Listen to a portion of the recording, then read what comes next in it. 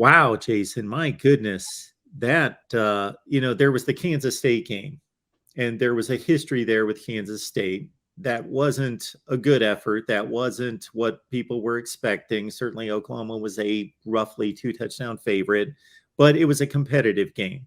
And it was a game that could have been won. And it was a game that, sure, the defense got knocked around a little bit, but the offense was able to hang with the defensive showing. And again, it was a competitive game that didn't get out of hand and wasn't lost until the final 5-6 minutes of the game. This TCU game, wow, it just 35 points in the first half, just out of control. I know that you covered it post game, and my goodness, how do you even begin to dissect what went wrong starting on the defensive side of the ball? Yeah, Mark. I mean, I think I think going into this game, as you mentioned, going into the game, you're not sure what kind of Oklahoma, specifically on the defensive side, what kind of Oklahoma defense you'll get. Was it the team that played, the first three games looked pretty impressive against Nebraska after that opening drive, or was it the team that we saw against Kansas State? And as I mentioned on the post game, it was sort of not either. It was much worse than what we saw. Obviously, what we saw in the first three games, and then much worse than what we saw against Kansas State. I think just you saw missed tackles all over the place. You saw just the lack of physicality up front that they were able to bring. You saw busts in the secondary all game long. You name it. That you saw on the defensive side of the ball, and as we talked about before we came on, I think this was that when you take everything into account, defensively, the offense really, I mean, obviously, having Dylan Gabriel out for more than half the game certainly hurt, but they weren't necessarily lighting up the scoreboard with Gabriel in the game. But so everything considered, I think probably one of, if not the worst performances in a couple of decades. So, yeah, I mean, I think when you think about this, and obviously the first thing to think about, okay, what can you do to fix this? And I'll even just a small correction. Actually, Oklahoma gave up 41 in the first half. It was 41-14 or 17. I'm sorry, at halftime. 27 in the first quarter.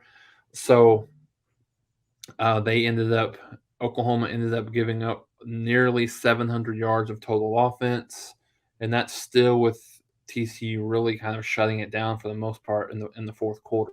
So, I don't think they scored in the fourth quarter, not to interrupt you. And the reason I highlighted the offensive output in the first half, Jason, and I was wrong, I was off by a touchdown, was that to me, you see 55-24, and that can be arrived at a number of ways. You could have a really competitive game, and sure, you're not playing well on defense, but let's say it's 24-10 at half, and you're within distance, and all the points are meaningful all the way to Kingdom. Then maybe, or they're not meaningful in the fourth quarter because it was a close game. Then they let it get it away from them. But when you have a team that scored 41 points in the first half, and then they pretty much shut it down in the fourth quarter, it even accentuates this 55 total.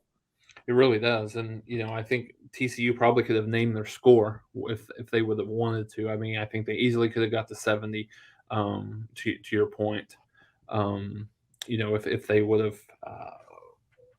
have kept going, but I think and another thing that's really was really sad to see was the amount of the big plays for touchdowns. You had a 73-yard pass, a 67-yard run, a 62-yard pass, a 69-yard run. So the plays were big chunk plays, and as you know from a defensive perspective, a lot of times if you get just a person or two not being on the same page with everyone else, then these busts and these huge plays can happen. So I think one of the things you look at is and I think Venables kind of shot this down publicly. I don't know if that this will what